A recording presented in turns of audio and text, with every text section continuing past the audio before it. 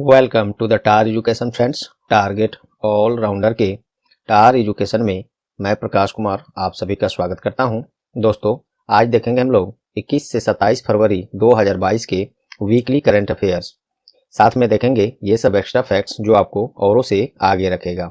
इस क्लास का पीडीएफ आप टार एजुकेशन के इन सभी सोशल मीडिया प्लेटफॉर्म्स और टार एजुकेशन के वेबसाइट से विजिट करके पीडीएफ और अन्य बहुत कुछ मटेरियल आप daily, weekly, monthly, yearly current affairs, quiz, vocabulary, अन्य जीके बहुत कुछ आप वेबसाइट से विजिट करके प्राप्त कर सकते हैं। आने वाले समय में इसमें बहुत कुछ आप लोग को मिलने वाला है, तो जरूर विजिट करें वेबसाइट और ये सभी सोशल मीडिया प्लेटफॉर्म से अवश्य जुड़ जाएं। प्रश्न यहाँ हिंदी इंग्लिश दोनों में है दोस्तों, ये हिंदी में है, यहीं पे इंग्लिश में भी है। मोस्टली क्वेश्चन हम लोग इंग्लिश में करेंगे, इंग्लिश का मतलब हिंदी इंग्लिश मिलाकर, और जहाँ जरूरत होगा वहाँ टोटली इंग्लिश में भी आ सकते हैं हम लोग, लेकिन पीडीएफ आप लोग को हिंदी इंग्लिश दोनों में उपलब्ध रहेगा और उसका लिंक डिस्क्रिप्शन बॉक्स में दिया जाएगा, वहां से आप ले सकते हैं। तो चलिए बिना देर किए शुरू करते हैं आज का वीकली करंट अफेयर्स क्लास 21 से 27 फरवरी 2022। चलिए, पहला प्रश्न है, हाल ही में कहाँ 48वें खजुराहो नृत्य उत्सव का आयोजन किया गया है? तो ये खजुराहो में ही किया गया है। कहाँ है खजुराहो? तो ये मध्य प्रदेश का एक छतरपुर जिला है, उस जिला में खजुराहो एक जगह है, वहीं पे 48वें खजुराहो नृत्य उत्सव अर्थात खजुराहो डांस फेस्टिवल का आयोजन किया गया है और इसमें देश विदेश के कलाकार के साथ साथ मध्य प्रदेश के स्थानीय संस्कृति, कला, भोजन, विरासत, गांव आदि को प्रदर्शित यहाँ पे किया जाता है। टूरिस्ट भी इसमें भाग लेते हैं। मध्य प्रदेश की बात है तो चलिए, मध्य प्रदेश की राजधानी भोपाल है, मुख्यमंत्री शिवराज सिंह चौहान है, राज्यपाल मंगू भाई छगन भाई पटेल हैं। नेक्स्ट क्वेश्चन देखते हैं, भारत सरकार ने शैक्षणिक संस्थानों को बेहतर बनाने के लिए कौन सी पहल का शुरुआत किया है? तो heal by India, heal by India English में इसको ऐसे लिखेंगे, हिल बाय इंडिया। ये पहल है एक इंडिया भारत सरकार का केंद्रीय शैक्षणिक संस्थानों को बेहतर बनाने के लिए ये पहल है, हिल बाय इंडिया। इसके बारे में चलिए कुछ पॉइंट्स यहाँ से हम देखते हैं। भारत सरकार स्वास्थ्य क्षेत्र में भारत के शैक्षणिक संस्थानों को बेहतर बनाने और वैश्विक स्तर पर पहचान देने के लिए हिल बाय इंडिया पहल का शुरुआत किया गया है। एक्चुअली में जो भी शिक्षण संस्थान है स्वास्थ्य संबंधित, जैसे मेडिकल की तैयारी जो लोग करते हैं, अन्य इस तरह के बड़े बड़े जो भी इंस्टीट्यूशन है अपने देश में, उसको अंतर्राष्ट्रीय स्तर पर पहचान देने के लिए, प्लस उस इंस्टीट्यूशन से जो भी विद्यार्थी पढ़कर निकलेंगे उनको प्लेसमेंट जो विदेशों में अच्छे अच्छे स्थानों पर मिल सके, इस तरह की उपयोगिता को देखते हुए इस तरह के लाभों को प्राप्त करने के लिए सरकार के द्वारा हिल बाय इंडिया पहल का शुरुआत किया गया है। यही बात है इसमें। फिर से यहाँ देखिए, उद्देश्य, इसका उद्देश्य जो है हिल बाय इंडिया का, स्वास्थ्य क्षेत्र में भारत के प्रशिक्षित पेशेवरों के लिए विदेशों में रोजगार के अवसर प्रदान करना, स्वास्थ्य में गुणवत्ता वाले मानव संसाधनों के मंथन करने के लिए शिक्षा को बढ़ाना और उन्हें दुनिया में कहीं भी काम करने योग्य बनने में मदद करना। जो यही बात मैं आपको वर्बली बोल ही दिया था, पॉइंट में है, आप इसको याद रख सकते हैं। केंद्रीय स्वास्थ्य मंत्री श्री मनसुख मंडाविया हैं। चलिए नेक्स्ट क्वेश्चन देखते हैं। और दोस्तों यहाँ पे क्वेश्चन जो ये जो क्लास है आज का वीकली करंट अफेयर्स, इसमें नंबर्स ऑफ क्वेश्चंस ज़्यादा होते हैं, तो थोड़ा सा हम लोग फास्ट चलेंगे ताकि क्लास ज़्यादा लंबा ना हो। तो क्योंकि ये टोटल प्रश्न जो भी यहाँ पे हम लोग कर रहे हैं, इसको डेली करंट अफेयर्स क्लास में हम लोग ऑलरेडी कर चुके हैं और काफ़ी डिटेल में। वहाँ पे तो एमसीक्यूज भी रहता है और ये सभी एक्स्ट्रा फैक्ट्स भी रहते हैं। तो एक्स्ट्रा फैक्ट के साथ साथ हम लोग एमसीक्यूज में भी बहुत सारे एक दूसरे को लिंक कर करके बहुत कुछ वहाँ पे हम लोग डिटेल में करते हैं डेली करंट अफेयर्स क्लास। तो आप लोग से आग्रह रहेगा कि डेली करंट अफेयर क्लास रोज सुबह में अवश्य जुड़े और इसे अटेंड करें, तब आपको पता चलेगा कि क्या खासियत है टार एजुकेशन के डेली करंट अफेयर्स क्लास में। आप उम्मीद कीजिए, जब हम वन लाइनर अभी जो हम लोग क्लास कर रहे हैं, ये वन लाइनर है वीकली करंट अफेयर्स का, इसमें हम जब इतना दे सकते हैं तो डेली करंट अफेयर्स में क्या मिलता होगा आपको, आप उम्मीद कर सकते हैं। वहाँ एमसीक्यूज भी है, एमसीक्यूज के साथ साथ बहुत कुछ एक्स्ट्रा फैक्ट। तो मैं काफ़ी अधिक ज़्यादा चर्चा कर दिया अभी इसका। मैं आपसे बस उम्मीद है कि आप डेली करंट अफेयर्स क्लास जरूर जुड़ें, आपको खुद ब खुद उसका पता चल जाएगा। चलिए नेक्स्ट देखते हैं, हाल ही में सेबी के द्वारा किनके अध्यक्षता में निवेश नीति सलाहकार समिति का गठन किया गया है? किनकी अध्यक्षता में? NR नारायण मूर्ति की अध्यक्षता में निवेश नीति सलाहकार समिति का गठन किया गया है। सेबी के बारे में देख लेते हैं। फुल फॉर्म क्या होता है इसका? Security and exchange board of India. स्थापना 12 अप्रैल 1992 में, हेडक्वार्टर मुंबई है, चेयरपर्सन अजय त्यागी हैं। नेक्स्ट क्वेश्चन देखते हैं, केंद्रीय बलों के वेतन पैकेज प्रदान करने के लिए बैंक ऑफ बड़ौदा, जिसे शॉर्ट में BOB कहते हैं, बॉब कहते हैं, ने किसके साथ समझौता किया है? तो ये असम राइफल्स के साथ किया है। असम राइफल के साथ बैंक ऑफ बड़ौदा विभिन्न तरह के सरकारी बैंकिंग सेवाएं जैसे बीमा, को ब्रांडेड क्रेडिट कार्ड, व्यक्तिगत दुर्घटना बीमा, सैलरी पैकेज वाली अकाउंट, सेविंग अकाउंट, बहुत सारी सेवाएं प्रदान करने के लिए bank of Baroda Assam rifle के साथ समझौता किया है। असम राइफल का स्थापना 1835 में, हेडक्वार्टर शिलोंग है, मेघालय की राजधानी है शिलोंग, और डायरेक्टर जनरल प्रदीप चंद्र नायर हैं। बैंक ऑफ बड़ौदा के बारे में जान लीजिए। स्थापना 20 जुलाई 1908 में, हेडक्वार्टर गुजरात के बड़ोदरा में है। चेयरमैन हसमुख अधिया हैं। ये सभी एक्स्ट्रा फैक्ट्स आपको उम्मीद करता हूँ पसंद आ रहे होंगे। यदि आ रहे हैं तो प्लीज़ अभी परीक्षा उपयोगी लग रहे हैं तो प्लीज़ अभी लाइक बटन दबा दीजिए। लास्ट में अपना कुछ सेकेंड्स देकर टार एजुकेशन के इस सेशन को, इस क्लास को अपने अदर एजुकेशनल ग्रुप जितने हैं, फ्रेंड्स जितने हैं जो लोग तैयारी कर रहे हैं, उनके साथ जरूर शेयर करें। दूसरे जगह शेयर मत करिएगा, उससे कोई फायदा है नहीं, आपका भी समय जाएगा। बस कुछ सेकंड आप लोग से मैं ये अपेक्षा करता हूँ आप लोग जरूर देंगे टार एजुकेशन के लिए। और सब्सक्राइब नहीं किए हैं तो अभी सब्सक्राइब बटन दबा दीजिए, और पहले से कर लिए हैं तो आपको कुछ नहीं करना। आपका बहुत बहुत धन्यवाद। बस लाइक और शेयर जरूर कर देंगे। दोस्तों, बीच में ये इतना प्रमोट करना अपने खुद के लिए ये हमारी आवश्यकता है, नहीं तो हम आपकी समय कुछ सेकंड या जो ले रहे हैं प्रमोट करने के लिए अपने चैनल को, यूट्यूब चैनल को, ये मैं आपका बर्बाद नहीं करता। लेकिन हाँ, आप लोग जब तक ये सब सहयोग नहीं करेंगे, हम लोग को यहाँ टिक पाना, सर्वाइव कर पाना मुश्किल है, छोड़ देना पड़ेगा ये सब क्लासेज। तो आप लोग से इतनी सहयोग की अपेक्षा हम लोग जरूर करते हैं। चलिए नेक्स्ट देखते हैं। हाल ही में किस कंपनी ने most dependable public sector in India पुरस्कार जीता है? कौन सी कंपनी है? कोल इंडिया लिमिटेड ने ये पुरस्कार जीता है। एसोचैम के द्वारा ये दिया जाता है। एसोचैम के बारे में देखिए, associated chambers of commerce and industry in India, ये इसका फुल फॉर्म है। स्थापना 1920 में, हेडक्वार्टर न्यू दिल्ली है। प्रेसिडेंट विनीत अग्रवाल है। नेक्स्ट क्वेश्चन है, हाल ही में सधन पांडे का निधन हो गया है, उनका संबंध किस क्षेत्र से था? तो वो एक राजनेता थे, राजनीति से क्षेत्र से उनका संबंध था। पश्चिम बंगाल के तृणमूल कांग्रेस के जाने माने नेता और मंत्री रह चुके हैं सधन पांडे, इनका निधन हो गया है। पश्चिम बंगाल के थे, तो आइए इसके बारे में देख लेते हैं। पश्चिम बंगाल की राजधानी कोलकाता। फॉर्मेशन ईयर इसका, इस राज्य का 26 जनवरी 1950 में। मुख्यमंत्री ममता बनर्जी हैं। राज्यपाल जगदीप धनखड़ हैं। नेक्स्ट है, हाल ही में जारी हुरून इंडिया वेल्थ रिपोर्ट 2021 के अनुसार कौन सा शहर सर्वाधिक करोड़पति परिवारों की संख्या के साथ पहले स्थान पर है? तो ये अपना मुंबई है, जो हुरून इंडिया वेल्थ रिपोर्ट 2021 के अनुसार सबसे अधिक करोड़पतियों के साथ पहले स्थान पर बना हुआ है। देखिए कुछ और देखते हैं। मुंबई में टोटल 20,300 करोड़पति परिवार है ऐसे, जिसकी इस संख्या के साथ मुंबई पहले स्थान पर है। 17,400 करोड़पति परिवारों की संख्या के साथ दूसरे स्थान पर कौन है? पहले स्थान और के साथ दिल्ली है दोस्तों। यहाँ दिल्ली मैंने लिखना शायद भूल गया है। इसे ये 17,400 करोड़पति परिवारों के साथ दिल्ली दूसरे स्थान पर है, और 10,500 करोड़पति परिवारों की संख्या के साथ कोलकाता तीसरे स्थान पर है। और हुरून इंडिया वेल्थ रिपोर्ट ये जो जारी किया गया है, इसके अनुसार भारत में करोड़पति परिवारों की संख्या में लगभग 11% की वृद्धि हुई है। ये देखिए, महामारी के दौरान भी ये इतनी बढ़ोतरी हुई है, तो समझ सकते हैं हमारा देश अब बदल रहा है। चलिए नेक्स्ट देखते हैं। हाल ही में किस दिन अंतर्राष्ट्रीय मातृभाषा दिवस मनाया गया है? ये 21 फरवरी को मनाया गया है। 21 फरवरी को इंटरनेशनल मदर लैंग्वेज डे मनाया जाता है। इसका थीम मैं आपको यहाँ बता देता हूँ। थीम है, विषय है बहुभाषा सीखने के लिए प्रौद्योगिकी का उपयोग करना, चुनौतियाँ और अवसर। इंग्लिश में इसको देखिए इस थीम को, using technology for multilingual challenges and opportunities. UNESCO के पहल पर यह प्रत्येक वर्ष मनाया जाता है, इंटरनेशनल मदर लैंग्वेज डे। तो यूनेस्को के बारे में देख लेते हैं। फुल फॉर्म इसका होता है United Nation International Scientific and Cultural Organisation. स्थापना 16 नवंबर 1945 को। इसका फर्स्ट सेशन जो बैठक हुआ था 4 नवंबर 1946। एग्जाम में कभी कभी ऑप्शन हो सकता है, कई बार ऐसा मिला है कि कभी या तो इसको दे देता है या इसको दे देता है, तो दोनों में से कोई एक ही रहेगा दोस्तों, तो आप इसमें कंफ्यूज ना होंगे। इसको दोनों में से कोई एक रहे, अगर यूनेस्को की स्थापना के पर पूछी जा रही है प्रश्न, तो इन दोनों में से जो रहे आप टिक कर सकते हैं। हालांकि ये सेशन का बैठक था और ये इसका एस्टेब्लिशमेंट है। हेडक्वार्टर इसका फ्रांस की राजधानी पेरिस में है। डायरेक्टर जनरल अभी अजुले हैं यूनेस्को के।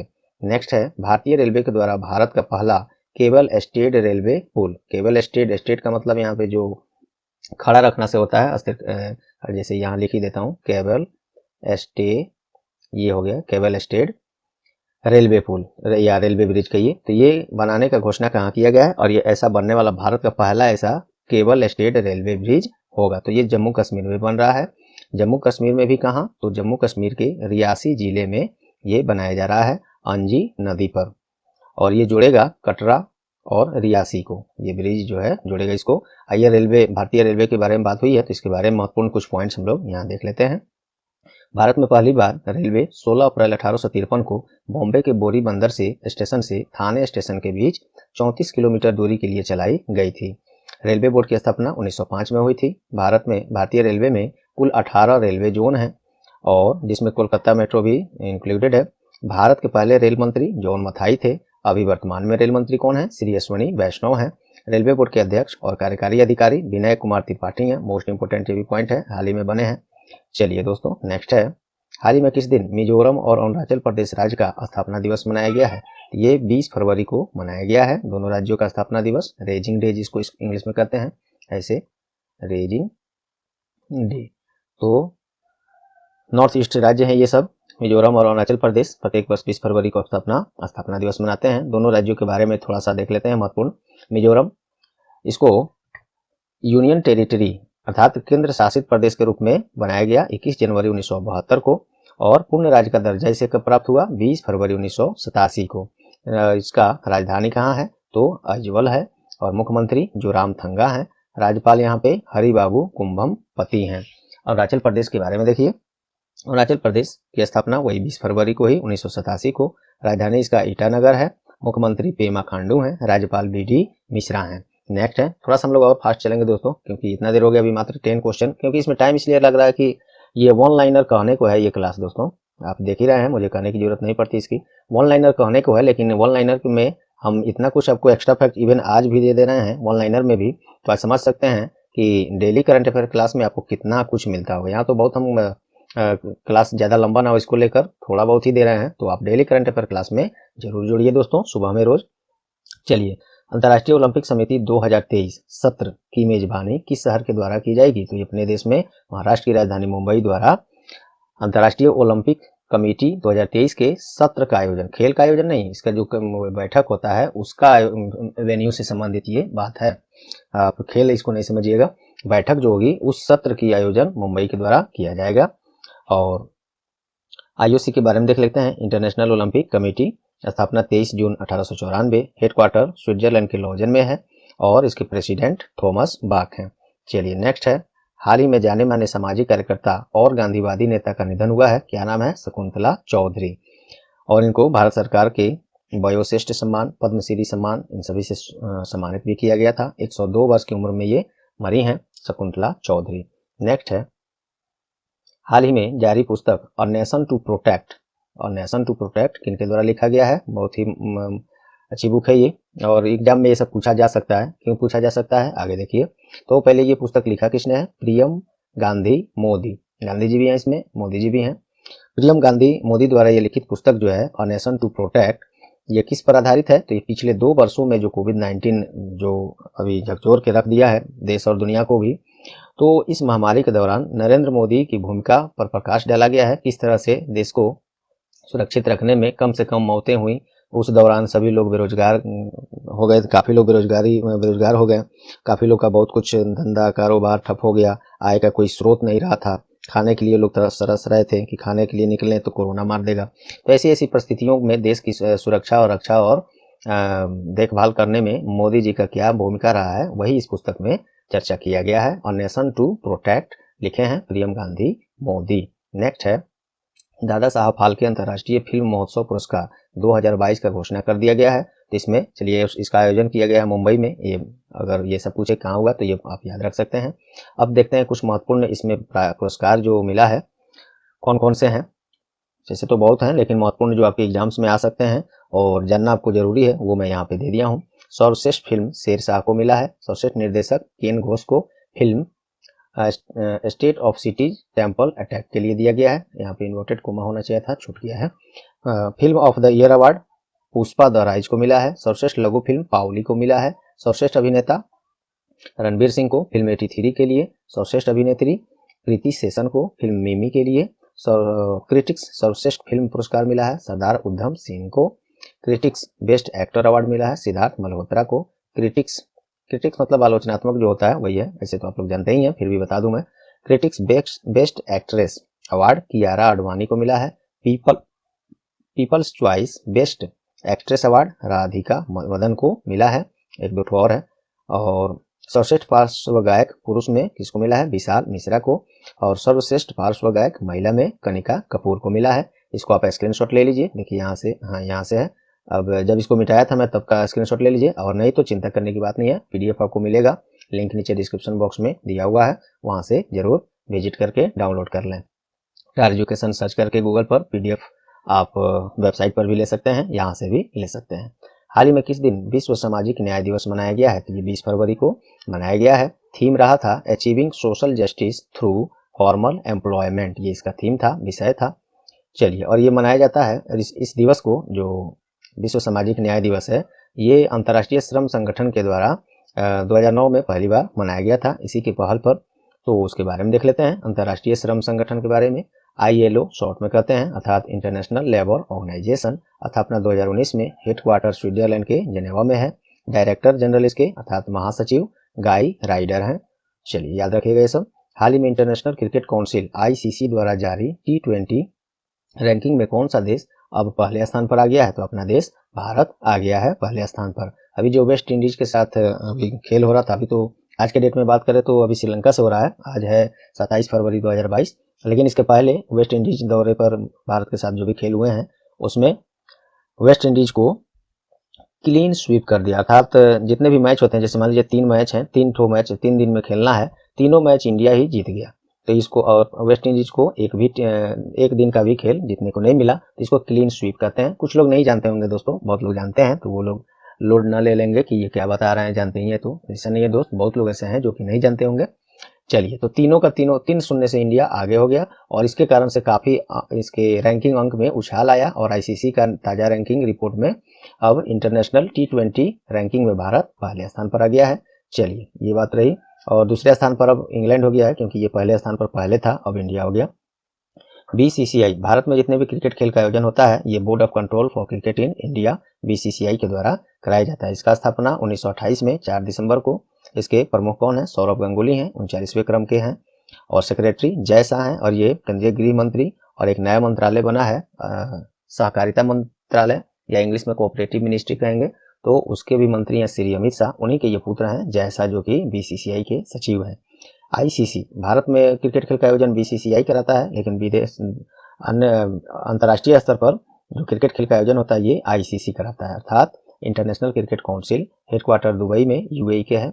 स्थापना इसका 15 जून 1909 में। चेयरमैन इसके ग्रेग बार्कले हैं। CEO जियोफ एलार्डिस हैं। चलिए नेक्स्ट देखते हैं। हाल ही में संपन्न हुए बीजिंग विंटर ओलंपिक 2022 में किस देश ने पहला रैंक प्राप्त किया है, तो ये नॉर्वे ने इसमें पहला स्थान हासिल किया है। 16 स्वर्ण पदकों के साथ सबसे आगे रहा है बीजिंग विंटर ओलंपिक 2022, या इसको बीजिंग शीतकालीन ओलंपिक्स 2022 भी कह सकते हैं। ये इस बार जो खेल है काफी रोमांचक है, और काफी प्रतिष्ठित ये होता है खेल, विश्व भर के देश इसमें शामिल होते हैं। लेकिन कोविड-19 के कारण इस बार कई देश इसमें, बड़े बड़े देश इसमें शामिल ही नहीं हुए थे, जैसे अमेरिका, फ्रांस, अपना खुद देश इंडिया भी इसमें शामिल इस बार नहीं लिया हुआ है। तो इस कारण से उतना रोमांचक इस बार ये खेल नहीं रहा। कारण कुछ और भी थे, जो कि यहाँ पे शायद बोलना ठीक नहीं है, अंतर्राष्ट्रीय स्तर का मुद्दा है ये। चलिए, और पहले स्थान पर तो नॉर्वे हो गया, दूसरे स्थान पर जर्मनी 12 स्वर्ण पदक के साथ दूसरे, और चीन जिसके यहाँ ये हुआ है, उसी के यहाँ बीजिंग वही उसी का राजधानी है, तो वहाँ उसने चाइना के द्वारा टोटल 9 स्वर्ण पदक के साथ तीसरा स्थान हासिल किया है। सबसे महत्वपूर्ण पॉइंट ये है, विंटर ओलंपिक ये तो 22 था, अब 4 साल बाद 26 में कहाँ होगा, तो इटली के मिलानो कार्टिना में इसका आयोजन किया जाएगा। IOC, यही इसके बारे में हालांकि हम लोग देख चुके हैं, आप पुनः चाहें तो पढ़ सकते हैं, इंटरनेशनल ओलंपिक कमेटी के बारे में ऊपर एक प्रश्न में देख चुके हैं। चलिए नेक्स्ट है, हाल ही में IIT रुड़की के द्वारा कृषि मौसम सलाहकार सेवाओं के प्रसार के लिए कौन सी मोबाइल ऐप लॉन्च की गई है, तो इस ऐप का नाम है किसान। बाकी ये सब पॉइंट्स आप पढ़िएगा, केंद्रीय कृषि किसान कल्याण मंत्री श्री नरेंद्र सिंह तोमर हैं। क्योंकि ये सब पॉइंट्स अब डेली करंट में भी पढ़ाऊंगा, यहाँ भी सब पर थोड़ा दिया जाए तो बहुत लेंदी क्लास हो जाएगा दोस्तों। तो जो लोग तो डेली करते हैं उनको तो कोई घाटा नहीं है यहाँ से, क्योंकि ये टोटल चीज में डेली करंट अफेयर क्लास में। इसके अलावा MCQs में भी अन्य एक से एक लिंक करके बहुत कुछ पढ़ाया जाता है। तो यहाँ पे मैं शॉर्ट फॉर्म में केवल क्वेश्चन पर ज़्यादा ध्यान दूंगा, और पॉइंट्स पर थोड़ी कम नज़र रखूंगा, क्योंकि क्लास का लेंथ ज़्यादा लंबा न हो जाए। तो आप इसको पूरा करने के लिए आगे से इसको आप ये मिस ना करें, इसके लिए आपको डेली करंट अफेयर क्लास में टार एजुकेशन का रोज सुबह जरूर जुड़ना है। आपका लाइफ चेंज हो जाएगा। अगर कंपटीशन की तैयारी में आप तैयारी करते हैं और उसमें करंट अफेयर्स में अव्वल रहना है, सबसे आगे रहना है, तो टार एजुकेशन से जुड़कर देखिए, आपको खुद समझ में आएगा। नेक्स्ट है, हाल ही में भारत और ओमान वायुसेना के द्वारा किस नाम से वायुसेना अभ्यास किया गया है? Eastern bridge 6। ये भारत और ओमान के बीच वायुसैनिक युद्धाभ्यास है और ये सब पॉइंट्स है। इंडियन एयरफोर्स के बारे में देखिए, 8 अक्टूबर 1932 को इसका स्थापना है। अभी इंडियन एयरफोर्स के प्रमुख कौन है? एयर चीफ मार्शल विवेक राम चौधरी। इसके पहले RKS भदौरिया थे, ये सब याद रख सकते हैं। इंडियन एयरफोर्स में वाइस चीफ कौन है? तो संदीप सिंह है। और भारतीय वायुसेना दिवस अर्थात एयरफोर्स डे कब मनाते हैं? 8 अक्टूबर को। इंडियन एयरफोर्स का मोटो क्या है? तो touch the sky with glory, ये इसका मोटो है। नेक्स्ट है, हाल ही में कौन NBA मान्यता प्राप्त करने वाला भारत का पहला विश्वविद्यालय बन गया है? तो ये चंडीगढ़ विश्वविद्यालय है जो NBA मान्यता प्राप्त करने वाला पहला विश्वविद्यालय बन गया है। क्या है ये NBA के बारे में और कुछ डिटेल में अपनी भाषा में इसको लिखा हूँ, आप इसको जरूर पढ़ें। ये पूरा पढ़ाया हुआ चीज पुनः अभी इसको करके थोड़ा सा ज्यादा समय लग सकता है दोस्तों, तो आप इसको अपनी भाषा में PDF में पढ़िए या रोक कर यहीं पे पढ़ लीजिए। चलिए नेक्स्ट देखते हैं, हाल ही में विदेश मंत्रालय के द्वारा किस नाम से शिल्प उत्सव का आयोजन किया गया है? तो ये कोल सेंस जिसका हिंदी संयोजन होता है, ये विदेश मंत्रालय के द्वारा शिल्प उत्सव का आयोजन किया गया है इस नाम से, कोल सेंस अर्थात संयोजन हिंदी में। चलिए नेक्स्ट देखते हैं, अभी केंद्रीय विदेश मंत्री कौन है? श्री S जयशंकर हैं। नेक्स्ट है, हाल ही में DCGI के द्वारा किस कोविड वैक्सीन को आपातकालीन प्रयोग का अनुमति मिल गया है? ये कॉर्बीवैक्स, एक नया वैक्सीन आया है। कोविशील्ड जो हम लोग लिए हैं, फिर से एक और क्या नाम है, हम लोग के यहाँ जो 2 ठो वैक्सीन चल रहा है, एक तो कोविशील्ड मुझे याद आ रहा है, एक ठो क्या मैं बोल रहा हूँ, चलिए आप लोग कमेंट में बताइए। 2 ठो कौन महत्वपूर्ण जो वैक्सीन है हम लोग के यहाँ चल रहा है। चलिए, तो ये एक नया वैक्सीन है, इसको DCGI ने आपातकालीन प्रयोग के लिए अनुमति दे दिया। नहीं तो वैसे तो 2 ठो जो हम लोग यहाँ वैक्सीन चल रहा है वो तो चल ही रहा है, लगभग 180 करोड़ के आसपास वैक्सीनेशन दिया जा चुका है। 180 के थोड़ा आसपास ही है, नीचे है। चलिए, ये जो कोर्बेवैक्स है, इसको drugs controller general of India, जिसे शॉर्ट में DCGI कहते हैं, अनुमति मिला है। 12 से 18 वर्ष की उम्र के बच्चों के लिए ये वैक्सीन का प्रयोग आपातकाल में किया जाएगा। अगर इन सभी का अगर कमी पड़ गया तो इसका प्रयोग किया जा सकेगा। कॉर्बेवैक्स हैदराबाद आधारित एक फार्मास्यूटिकल कंपनी है, उसका नाम है बायोलॉजिकल ई लिमिटेड, इसी के द्वारा इसको विकसित किया गया है, बनाया गया है। नेक्स्ट है, किस देश के द्वारा नेवल एयर डिफेंस सिस्टम सी डोम का सफल परीक्षण किया गया है? नेवल एयर डिफेंस सिस्टम है ये सी डोम, ये किया गया है इजराइल के द्वारा। इजराइल की राजधानी जेरूसलम है। मुद्रा यहाँ पे इजरायली न्यूज शेकेल चलता है। प्रधानमंत्री नाफ्तली बेनेट हैं और प्रेसिडेंट यहाँ के राष्ट्रपति इसाक हरजोग हैं। नेक्स्ट देखते हैं, हाल ही में किस दिन विश्व स्काउट दिवस मनाया गया है? तो ये मनाया गया है 22 फरवरी को, और विश्व स्काउट दिवस के दिन या इसी को कहिए विश्व चिंतन दिवस अर्थात वर्ल्ड थिंकिंग डे के रूप में भी मनाया जाता है। फरवरी का 22वां दिन विश्व स्काउट दिवस है को मनाया जाता है। जो बॉय स्काउट आंदोलन के संस्थापक, क्या नाम था उनका? लॉर्ड रॉबर्ट बैडेन पावेल, इन्हीं की जयंती पर ये मनाया जाता है। जो यूके से इनका जो आंदोलन था, यूके से शुरू हुआ और कई अन्य देशों तक फैला और काफी लोकप्रिय हो गया। तब से ये विश्व स्काउट दिवस मनाया जाने लगा। इसी दिन वर्ल्ड थिंकिंग डे अर्थात विश्व चिंतन दिवस भी मनाया जाता है। चलिए नेक्स्ट है, हाल ही में भारतीय महिला क्रिकेट टीम के किस बल्लेबाज ने क्रिकेट के सभी प्रारूपों से संन्यास का घोषणा किया है? BR बनीता। BCCI के बारे में हम लोग देख चुके हैं, आप देखना चाहें तो रोक कर देख लीजिए। हाल ही में किस राज्य सरकार ने भाषा शहीद बरकत स्मारक बनाने का घोषणा किया है? तो ये पश्चिम बंगाल सरकार ने किया है। क्यों किया है? तो ये देखिए, शहीद अबुल बरकत जो थे 1952 में तत्कालीन पूर्वी पाकिस्तान जो कि आज बांग्लादेश में है, में बंगाली भाषा आंदोलन के विरुद्ध दौरान मारे गए थे और उन्हीं की याद में ये भाषा शहीद बरकत स्मारक पश्चिम बंगाल सरकार बनवा रही है। पश्चिम बंगाल के बारे में हम लोग देख चुके हैं। नेक्स्ट है, हाल ही में किसने 2021 के लिए युवा गणितज्ञ के लिए रामानुजन पुरस्कार जीता है? ये जीता है नीना गुप्ता ने। कोलकाता में भारतीय सांख्यिकी संस्थान की गणितज्ञ नीना गुप्ता रामानुजन पुरस्कार जीते हैं। और यह पुरस्कार किसे क्यों मिलता है? तो ये अंतर्राष्ट्रीय गणितीय संघ IMU के अंतर्राष्ट्रीय केंद्र के सहयोग से विज्ञान और प्रौद्योगिकी विभाग द्वारा वित्त पोषित विकासशील देशों के शोधकर्ता नए युवा मैथमेटिशियन को ये दिया जाता है। तो रामानुजन पुरस्कार मैथमेटिक्स के क्षेत्र में दिया जाता है, ये बात आपको क्लियर रखना है। और 2021 में इसे नीना गुप्ता को दिया गया है। नेक्स्ट है, हाल ही में जारी पुस्तक the founders history of PayPal. PayPal वही है जो अंतर्राष्ट्रीय स्तर पर पेमेंट का समावेशन करता है। विदेशों से पैसा मंगाना हो या भेजना हो तो पेपल ही सबसे पहले आप यूज करते होंगे, आपको याद ही है, जानते भी हैं। तो ये the founders history of PayPal किसके द्वारा लिखा गया है? तो जिम्मी सोनी के द्वारा ये पुस्तक लिखा गया है। और ये पेपल के बारे में बात करें तो इसकी उत्पत्ति, इसकी संस्थापक टीम के बारे में चर्चा करता है ये पुस्तक, जिसमें एलोन मस्क जो अमेरिकी प्राइवेट अंतरिक्ष एजेंसी है, क्या नाम है उसका, स्पेस एक्स के मालिक हैं, टेस्ला मोटर के भी मालिक और सीईओ यही हैं एलोन मस्क, वो ही थे ये पेपल की उत्पत्ति के समय उस टीम के सदस्य थे, ये भी रहे थे उसमें। तो पेपल की उत्पत्ति के बारे में ही, इसके बारे में इसमें कौन कौन थे, क्या सहयोग रहा, इसी की चर्चा इस पुस्तक में की गई है। The founders history of PayPal लिखा है, उस पुस्तक से ही स्पष्ट है। पेपाल मैंने बताया ही, और उसके बाद भी ये बता दें कहाँ का है, तो ये यूएस आधारित बहुराष्ट्रीय वित्तीय प्रौद्योगिकी कंपनी है। नेक्स्ट है, हाल ही में आंध्र प्रदेश सरकार की उद्योग मंत्री का निधन हो गया है। वर्तमान में जो थे, क्या नाम है उनका, मेकापति गौतम रेड्डी। अभी मात्र इनका 50 वर्ष उम्र था, नवयुवक ही समझिए इनको अभी थे, और इनका निधन हो गया है। आंध्र प्रदेश के बारे में देखिए, आंध्र प्रदेश की 3 राजधानियां हैं, एक अमरावती लेजिस्लेटिव अर्थात विधायी राजधानी, विशाखापट्टनम दूसरा है जो एग्जीक्यूटिव कैपिटल है अर्थात कार्यपालिका, कुरुनूल जो जुडिशियल कैपिटल है अर्थात न्यायिक राजधानी है। मुख्यमंत्री वाईएस जगनमोहन रेड्डी हैं, राज्यपाल यहाँ पे विश्वभूषण हरिचंदन है। नेक्स्ट देखते हैं, नदियों में light navigation mobile app launch करने वाला कौन पहला राज्य बन गया है देश का, अपना इंडिया का? ये असम राज्य बन गया है। ब्रह्मपुत्र नदी पर नौका सेवाओं के लिए भारत का पहला night navigation mobile app launch हुआ है असम राज्य में। असम की राजधानी दिसपुर है। मुख्यमंत्री विश्वभूषण शर्मा है, हेमंत बिस्वा शर्मा है, और ये हाल ही में बने हैं। और राज्यपाल असम के प्रोफेसर जगदीश मुखी हैं। जगदीश मुखी को एक अन्य राज्य का एडिशनल चार्ज दिया गया है राज्यपाल के तौर पर। कौन सा राज्य है वो, चलिए आप कमेंट में बताइए, याद है कि नहीं आपको, देखे जरा। चलिए, स्थापना इस राज्य का एक कंस्टिट्यूएंट स्टेट ऑफ इंडिया अर्थात संगठक राज्य का दर्जा इसको 15 जून 1947 में मिला था, और पूर्ण राज्य का दर्जा इसको मिला 26 जनवरी 1950 को। चलिए नेक्स्ट देखते हैं, हाल ही में केंद्र सरकार ने किस नाम से विज्ञान प्रदर्शनी का आयोजन किया है? ये विज्ञान सर्वत्र पूज्यते, ये प्रदर्शनी इसी नाम से किया गया है। विज्ञान और प्रौद्योगिकी मंत्रालय के राज्य मंत्री स्वतंत्र प्रभार में कौन है अभी? डॉक्टर जितेंद्र सिंह है।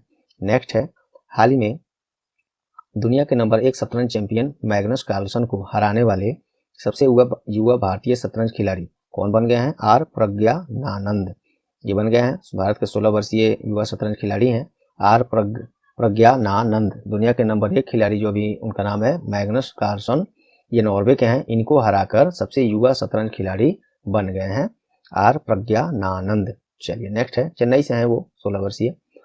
हाल ही में किस राज्य द्वारा इंदिरा गांधी शहरी रोजगार गारंटी योजना लॉन्च किया गया है? तो ये राजस्थान के द्वारा लॉन्च करने का घोषणा किया गया है, क्योंकि अभी राजस्थान सरकार द्वारा हाल ही में अपना बजट पेश किया गया है 2022-23 के लिए, उसी में इसकी घोषणा की गई है। चलिए राजस्थान के बारे में देख लेते हैं। राजधानी जोधपुर है मुख्य, और इसका स्थापना 30 मार्च 1949 को, और मुख्यमंत्री अशोक गहलोत हैं, राज्यपाल कलराज मिश्रा हैं। नेक्स्ट है, पेय पदार्थ कंपनी थम्स अप ने किसे अपना नया ब्रांड एम्बेसडर बनाया है? शाहरुख खान को। पेय पदार्थ कंपनी कोका कोला, ये प्रश्न सही हो गया, उतना ज्यादा अंदर जाने की दोबारा से जरूरत नहीं है, आप ऐसे पढ़ लीजिएगा इसको। चलिए, हाल ही में किस राज्य में जन भागीदारी अधिकारिता पोर्टल लॉन्च किया गया है? ये किया गया है जम्मू कश्मीर में। जम्मू कश्मीर के उपराज्यपाल हैं मनोज सिन्हा, और राजधानी दो ठो है, एक है Jammu winter season, Srinagar summer season के लिए। नेक्स्ट है, हाल ही में बांग्ला फिल्म फेस्टिवल का आयोजन कहाँ किया गया है? ये अगरतला में किया गया है, और इसका उद्घाटन त्रिपुरा के वर्तमान मुख्यमंत्री बिप्लब कुमार देव के द्वारा ही किया गया है। त्रिपुरा की राजधानी अगरतला में बांग्लादेश फिल्म फेस्टिवल का उद्घाटन। और ये इस महोत्सव में 1971 के बांग्लादेश मुक्ति संग्राम और इसमें भारत की भूमिका से संबंधित सर्वश्रेष्ठ फिल्मों का प्रदर्शन किया गया है। इस महोत्सव में बांग्लादेश के वर्तमान प्रधानमंत्री हैं शेख हसीना पर आधारित डॉक्यूमेंट्री शेख हसीना और डॉटर्स टेल को दिखाया गया है। त्रिपुरा की राजधानी अगरतला है, मुख्यमंत्री बिप्लब कुमार देव ही हैं, और राज्यपाल सत्यदेव नारायण आर्य हैं। बांग्लादेश की बात हुई है, आइए इसके बारे में भी देख लीजिए। बांग्लादेश की राजधानी ढाका है, प्रधानमंत्री शेख हसीना है, प्रेसिडेंट अब्दुल हमीद है। नेक्स्ट है, हाल ही में किस दिन केंद्रीय उत्पाद शुल्क दिवस मनाया गया? 24 फरवरी को। केंद्रीय उत्पाद शुल्क को बेहतर तरीके से करने के लिए उत्पाद विभाग के कर्मचारियों को प्रोत्साहित करने के लिए हर साल भारत में 24 फरवरी को केंद्रीय उत्पाद शुल्क दिवस मनाया जाता है। सीबीआईसी के बारे में देखते हैं, क्योंकि ये केंद्रीय उत्पाद शुल्क इसी के अंडर का बात है। सीबीआईसी अर्थात central board of indirect taxes and customs, indirect अर्थात अप्रत्यक्ष टैक्स की बात हो रही है। स्थापना 1 जनवरी 1964 को, इसका हेडक्वार्टर नई दिल्ली है। चेयरमैन विवेक जोहरी हैं। जब सीबीआईसी की बात हो गई इनडायरेक्ट टैक्सेज की, तो डायरेक्ट टैक्सेज अर्थात सीबीडीटी की बात भी कर लेते हैं। Central board of direct taxes CBDT, स्थापना इसका 1944 में और हेडक्वार्टर नई दिल्ली है। चेयरमैन जगन्नाथ विद्याधर मोहपात्रा हैं। नेक्स्ट है, हाल ही में 3 दिवसीय शिल्प मेला का उद्घाटन कहाँ हुआ है? तो ये नई दिल्ली में किया गया है शिल्प मेला का उद्घाटन। बाकी ये सब आप पढ़िएगा। नेक्स्ट है, हाल ही में वायुसेना ने यूनाइटेड किंगडम में आयोजित होने वाले किस वायु सैनिक अभ्यास में शामिल होने का घोषणा किया है? ये कोबरा वॉरियर 2022, एक्स का मतलब एक्सरसाइज है यहाँ पे। तो कोबरा वॉरियर 2022 ये युद्धाभ्यास है, वायु सैनिक अभ्यास है और ये होगा यूनाइटेड किंगडम में, जिसमें भारतीय वायुसेना भाग लेगी। Cobra warrior 2022। इंडियन एयरफोर्स के बारे में लोग पढ़ चुके हैं। चलिए नेक्स्ट देखते हैं। हाल ही में जाने माने मलयालम अभिनेत्री का निधन हुआ है। क्या नाम है उनका? कपाक ललिता, इनका निधन हो गया है। ये मलयालम फिल्म जगत के उद्योग के जाने माने अभिनेत्री थी। स्वास्थ्य संबंधी कारणों से 74 वर्ष की उम्र में निधन हो गया है। नेक्स्ट है, भारतीय प्रौद्योगिकी संस्थान अर्थात IIT, Indian institute of technology द्वारा विदेश में पहली बार किस देश में अपनी पहली शाखा खोलने का घोषणा किया गया है? ये यूएई में अपनी पहली शाखा खोलेगी IIT, भारतीय प्रौद्योगिकी संस्थान। चलिए यूएई के बारे में देखिए। राजधानी अबू धाबी है, मुद्रा वहाँ पे यूएई दिरहम है और क्राउन प्रिंस यहाँ पे शेख मोहम्मद बिन जायद अल नहयान है। नेक्स्ट है, रेटिंग एजेंसी इंडिया रेटिंग के द्वारा वित्त वर्ष 22-23 के लिए भारत का जीडीपी विकास दर कितना प्रतिशत रहने का अनुमान लगाया गया है? 8.6%। 2022-23 में 22-23 के लिए भारत का जीडीपी विकास दर जो पहले से, हाँ ये जो इंडिया रेटिंग है पहले से 9.2 का अनुमान लगाया था, लेकिन इसको घटाकर अब कर दिया है 8.6%। इंडिया रेटिंग क्या है? एक भारतीय रेटिंग एजेंसी है, याद रख सकते हैं। हाल ही में किस राज्य सरकार ने पुरानी पेंशन योजना को फिर से लागू करने का घोषणा कर दिया है? ये राजस्थान सरकार अपनी जो ये बजट पेश किया है उसमें इस बात को घोषणा किया है कि पुरानी पेंशन योजना हम लोग फिर से राज्य में लागू करेंगे। वैसे कर्मचारी जो लोग 1 जनवरी 2004 के बाद नियुक्त किए गए हैं उन्हें भी पुरानी पेंशन योजना दी जाएगी। अब तक इसको बंद कर दिया गया था, अब ये शुरू किया जाएगा। राजस्थान के बारे में हम लोग देख चुके हैं ऊपर, उन्हें आप देखें चाहे तो देख सकते हैं। चलिए नेक्स्ट है, हाल ही में DCGI, ये रिपीटेड क्वेश्चन है, ऊपर हम लोग अभी जस्ट किए हैं, आप उन्हें चाहे तो पढ़ लें। चलिए ये भी रिपीटेड क्वेश्चन है। विंटर ओलंपिक में पहले स्थान पर नॉर्वे रहा है और विंटर ओलंपिक 2026 इटली के मिलानो कार्टिना में किया जाएगा। चलिए ये रिपीटेड है, आप पुनः देख लीजिएगा। ये चलिए नया क्वेश्चन है, हाल ही में कहाँ भारत का पहला रेलवे सोलर पावर प्लांट का अनावरण किया गया है? ये पहला शब्द है, इंपोर्टेंट है। क्यों है पहला? तो ये रेलवे द्वारा सोलर पावर प्लांट की बात हो रही है। ऐसे तो बहुत सारे पावर प्लांट है, सोलर पावर प्लांट इंडिया में, लेकिन रेलवे द्वारा जो है ये पहला है। कहाँ पे? बीना में। बीना कहाँ है? मध्य प्रदेश में है। और ये भारतीय रेलवे और भारत हेवी इलेक्ट्रिकल लिमिटेड भेल के सहयोग से पहला railway solar power plant Madhya Pradesh के बीना में किया जा रहा है। इसका अनावरण भेल अर्थात भारत हेवी इलेक्ट्रिकल्स लिमिटेड इसका फुल फॉर्म है। हेडक्वार्टर इसका नई दिल्ली में है। स्थापना 1964 में। चेयरमैन एंड MD भेल के नालिन सिंगल हैं। भारतीय रेलवे के बारे में ये हुबहू डाटा ऊपर हम लोग अभी जस्ट चर्चा किया है, आप उन्हें यहाँ पे चाहे तो स्क्रीनशॉट ले लें या पढ़ लें फिर से। रेटिंग एजेंसी मूडीज के द्वारा वित्त वर्ष 22 के लिए भारत का जीडीपी विकास दर 9.5% रहने का लगाया गया अनुमान।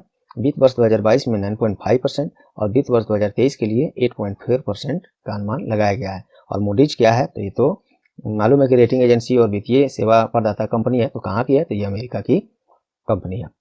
चलिए नेक्स्ट है, हाल ही में कहाँ जैव एशिया सम्मेलन 2022, इंग्लिश में इसको कहेंगे बायो एशिया कॉन्फ्रेंस 2022, इसका आयोजन कहाँ किया गया है? तो यह हैदराबाद में। तेलंगाना की राजधानी है हैदराबाद, वहीं पे इसका आयोजन कॉन्फ्रेंस किया गया है। क्या है जैव एशिया सम्मेलन 2022? ये देखिए लाइफ साइंस जिसको कहते हैं इंग्लिश में, जीवन विज्ञान उद्योग का एक वार्षिक प्रमुख कार्यक्रम है। तेलंगाना की राजधानी हैदराबाद है। राज्य की स्थापना 2 जून 2014 में। मुख्यमंत्री के चंद्रशेखर राव हैं और राज्यपाल तमिलिसाई सौंदरराजन है। नेक्स्ट है, हाल ही में भारतीय नौसेना के द्वारा कौन सी बहुराष्ट्रीय नौसैनिक अभ्यास का आयोजन किया गया है? तो मिलान 2022 का आयोजन किया गया है। बाकी इसे में पढ़ सकते हैं। इंडियन नेवी के बारे में बताते हैं। इंडियन नेवी का स्थापना 26 जनवरी 1950 और नौसेना प्रमुख अभी आर हरि कुमार हैं। नौसेना दिवस 4 दिसंबर को मनाया जाता है। नेक्स्ट है, हाल ही में केंद्र सरकार के द्वारा मनरेगा योजना के सही कार्यान्वयन के लिए कौन सी मोबाइल ऐप लॉन्च की गई है? ये है लोकपाल, जिसे इंग्लिश में ओम्बुड्स पर्सन कहेंगे। इस ऐप का लॉन्चिंग किया गया है केंद्रीय ग्रामीण विकास और पंचायती राज मंत्री के द्वारा। कौन है? गिरिराज सिंह है, इन्हीं के द्वारा। और मनरेगा क्या है दोस्तों? तो मनरेगा में यहाँ से 9 से देखिए, नौरेगा जो पहले था उसमें ये एम जोड़ा गया, जिसका मतलब है महात्मा गांधी।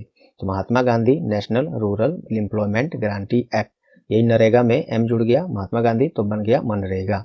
और ये क्या है? तो इसके तहत साल में कम से कम 100 दिनों का रोजगार दिया जाता है बेरोजगारों को, मजदूरों को। और ये गारंटी रहता है कि साल में कम से कम 100 दिन का तो आपको वेतन मिलना ही मिलना है, काम मिलना ही है। काम अगर नहीं भी मिला तो आपको वेतन इतने दिन का दिया जाएगा। तो ये है मनरेगा स्कीम। और डिटेल में इसको पढ़ सकते हैं बाकी आप।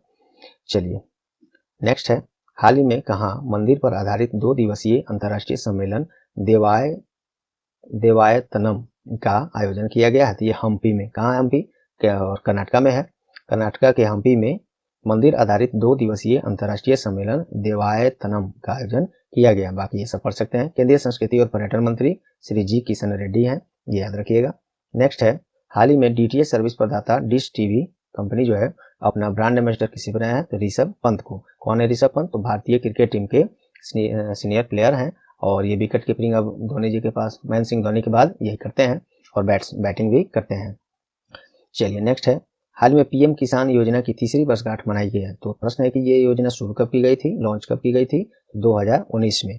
पीएम किसान क्या है? पीएम किसान अर्थात इसका फुल फॉर्म होता है प्रधानमंत्री किसान सम्मान निधि, शॉर्ट में से पीएम किसान कहते हैं। इसके तहत प्रत्येक वर्ष किसानों को, जो लोग पीएम किसान से रजिस्टर्ड हैं, 2 हेक्टेयर जिनके पास भूमि है, वो लोग इसमें रजिस्टर करते हैं अपने को आपको पोर्टल पर, और उनको साल में प्रत्येक 4 महीने पर 2-2 हजार रुपए करके अर्थात 3 बार में टोटल 6000 रुपीज उनके खाते में सीधे भेजा जाता है केंद्र सरकार के द्वारा। केंद्र सरकार का ही ये योजना है। और केंद्रीय कृषि और किसान कल्याण मंत्री कौन है? श्री नरेंद्र सिंह तोमर है। तो पीएम किसान योजना 2019 में लॉन्च की गई है। नेक्स्ट है, हाल ही में किसे आईडीबीआई बैंक के प्रबंध निदेशक और कार्यकारी अधिकारी के रूप में पुनः नियुक्त किया गया है? तो ये राकेश शर्मा पहले से थे, अभी भी इनको पुनः 3 वर्ष के लिए नियुक्त करने का घोषणा कर दिया गया है। आईडीबीआई बैंक का हेडक्वार्टर मुंबई है, चेयरमैन वही एमआर कुमार हो गए, एमआर कुमार एलआईसी के भी चेयरमैन है, क्योंकि एलआईसी ने आईडीबीआई बैंक के 49% शेयर को अपने पास रखा है। चलिए, क्योंकि आईडीबीआई बैंक को विगत वर्षों में सरकार द्वारा प्राइवेट बैंक घोषित कर दिया गया था, पहले ये सार्वजनिक क्षेत्र का बैंक था। चलिए, एमडी एंड सीईओ वही राकेश शर्मा हो गए। टैगलाइन इस बैंक का बैंकिंग फॉर ऑल, आओ सोचे बड़ा, 2 ठो इसका है, दोनों टैगलाइन इसी का है। नेक्स्ट है, हाल ही में किस राज्य में जन भागीदारी, ये रिपीटेड क्वेश्चन है, आप इसको पुनः चाहे तो पढ़ सकते हैं। चलिए, ये भी रिपीटेड क्वेश्चन है। इंदिरा गांधी शहरी रोजगार गारंटी योजना राजस्थान में शुरू करने का घोषणा हुआ है, दोबारा से आ गया है, ये आप पढ़ सकते हैं पुनः। चलिए दोस्तों, ये प्रश्न है, देखिए यहाँ से 57 नंबर से जो क्वेश्चन है, इसको यहाँ से जो भी प्रश्न बच रहे हैं, ये कल शनिवार के और आज संडे है, आज का क्वेश्चन इसमें मिला के जितने भी टोटल क्वेश्चन बनेंगे, इन सभी को, क्योंकि संडे को टायर एजुकेशन पर डेली करंट अफेयर्स क्लास नहीं कराए जाते हैं, जिस कारण से शनिवार और रविवार के दोनों दिन के प्रश्न आपको मंडे को सुबह में अर्थात कल सुबह में आपको डेली करंट अफेयर्स क्लास के रूप में बनाकर लाया जाएगा। तो अब यहाँ से जो भी प्रश्न बच रहे हैं, ये कभी संडे और सैटरडे और संडे के हैं, तो ये प्रश्न कल सुबह आप लोग को डेली करंट अफेयर क्लास में मिलेगा, तो जुड़िएगा जरूर। यहाँ से अब आप चाहें तो इसको आप खुद पढ़ सकते हैं, पीडीएफ डाउनलोड करके, वहाँ से इसको आज ही पढ़ सकते हैं और पढ़ के आइएगा कल सुबह में ही, और नहीं पढ़ते हैं तो ऐसे भी आइएगा, देखिएगा जबरदस्त क्लास कल सुबह में डेली करंट अफेयर्स जो हम लोग रोज करते हैं संडे छोड़कर, उसमें अटेंड कीजिए, आपको पता चलेगा कि डेली करंट अफेयर्स क्लास में टायर एजुकेशन पर क्या दिया जाता है, कितनी महत्वपूर्ण है वो क्लास, तो आप जुड़िएगा उससे जरूर। तो चलिए दोस्तों, उम्मीद करता हूँ आज का क्लास आप लोग को परीक्षा उपयोगी लगे होंगे। यदि लगे हैं तो प्लीज वीडियो को लाइक कर दें, अपना कुछ सेकंड्स देकर टायर एजुकेशन के सेशन को अपने एजुकेशनल जितने भी ग्रुप हैं, केवल एजुकेशनल ग्रुप, और वैसे दोस्त जो लोग तैयारी कर रहे हैं उन्हें कुछ सेकंड्स देकर सहयोग जरूर करें दोस्तों। आपका ये कुछ सेकंड्स हमारे लिए वरदान साबित होगा। और चैनल पर आप नए हैं या चैनल को अब तक सब्सक्राइब नहीं किए हैं तो अभी सब्सक्राइब बटन दबा दें और साथ में बेल आइकन भी दबा दें, जिससे सभी क्लासेज के नोटिफिकेशन आपको सबसे पहले मिले।